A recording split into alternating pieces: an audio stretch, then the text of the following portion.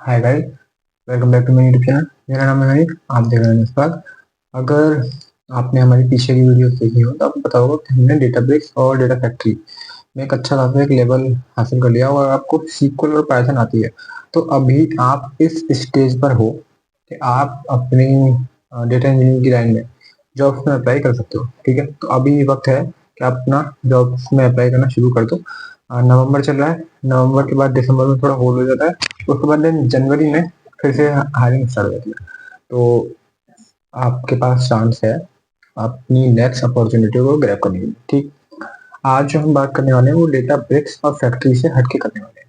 Basically आज हम क्या बात करेंगे, आपने सीक्वल में कुछ टर्म्स पढ़े होंगे, टेबल्स, व्यूज, फंक्शंस और आपका स्टोर प्रोसेस। ठीक है, पता सबको होते हैं ये कि क्या है क्या नहीं है। ठीक है, बट जब भी इंटरव्यू देने जाते हैं हम तो बेसिकली इंटरव्यूअर क्या करता है, इन टर्म्स को आपस में रिलेट करके फंसाने की कोशिश करता है हमें, और ऐसे क्रॉस क्वेश्चन करेंगे कि आप कभी कभार कंफ्यूज हो जाएंगे। तो आज ये वीडियो उसी चीज के लिए, आज हम बेसिकली दो चीजों को डिस्कस करेंगे, टेबल और आपका व्यू, और इसमें क्या क्या क्वेश्चन पूछ सकते हैं इंटरव्यू के पर्सपेक्टिव से, हम वो सारे डिस्कस करेंगे। ठीक है, तो let's start the video. Before starting the video, अगर आपने चैनल को सब्सक्राइब नहीं किया है तो इसको सब्सक्राइब कर लीजिए, और वीडियो अच्छी लगी तो इसको लाइक कर लीजिएगा। ओके, और इंस्टाग्राम पे फॉलो करिए। Let's start.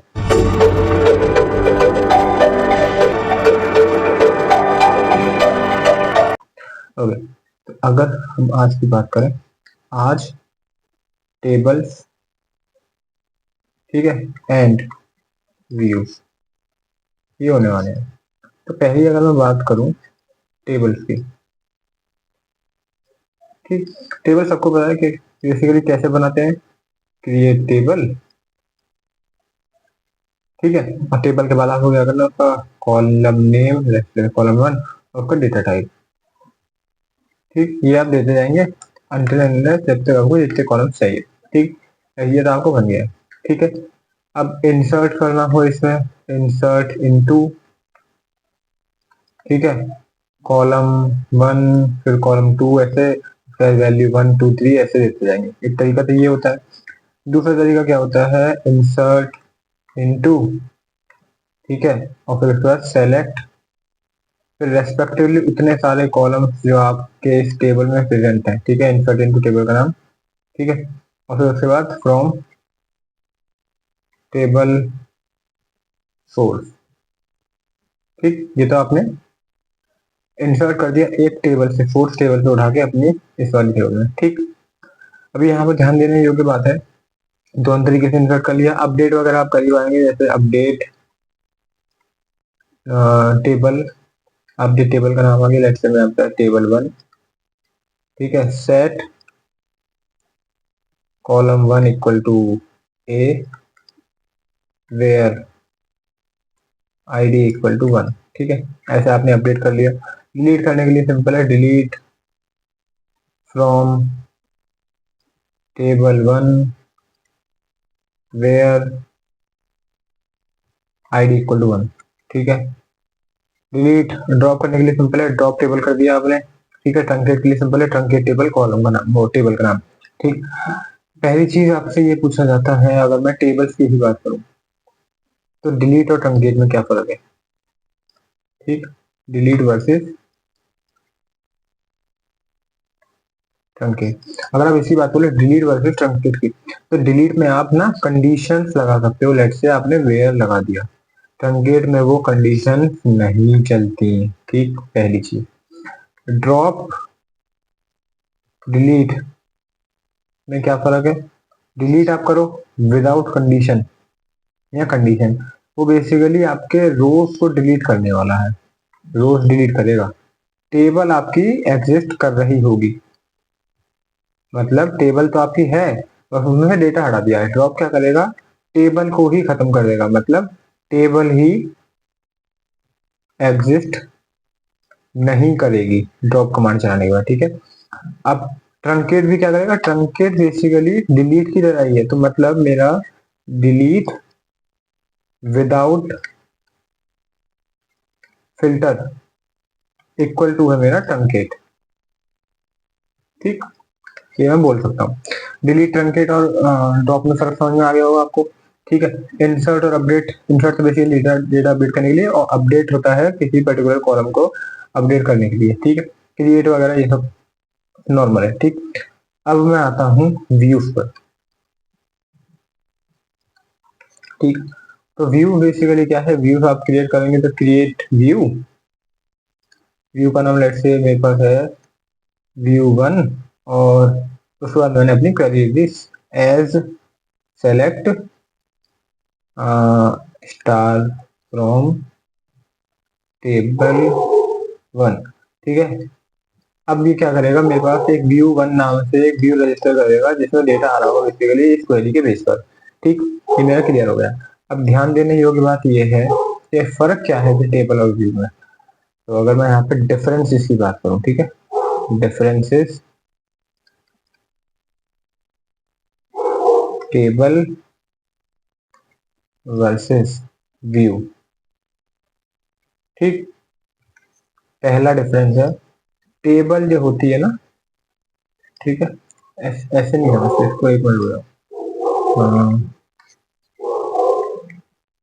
पहला जो डिफरेंस है हमारा वो डेटा होल्ड के बारे में पर्सपेक्टिव से कहता हूँ, ठीक है। डेटा होल्ड फिजिकली, ठीक। यहाँ पे मैं लिखता हूँ टेबल और ये यहाँ पर मैं लिखता हूँ व्यू, ठीक है। अगर मैं टेबल होल्ड मतलब सॉरी डेटा होल्ड की बात करूँ तो टेबल्स मेरा जो होती हैं वो फिजिकली डेटा होल्ड करती हैं, व्यूज मेरे फिजिकली डेटा होल्ड नहीं करते। व्यूज क्या करते हैं, डेटा को पॉइंट करते हैं, मतलब जो क्वेरी है वो पॉइंट होती है किसी रेस्पेक्टिव क्वेरी की तरफ, तो मतलब वो खुद डेटा होल्ड नहीं कर रहे हैं, वो कहीं से जाके डेटा लेके आ रहे हैं, ठीक। पहली चीज। दूसरी अगर मैं बात करूं आपकी डीएमएल क्वेरीज,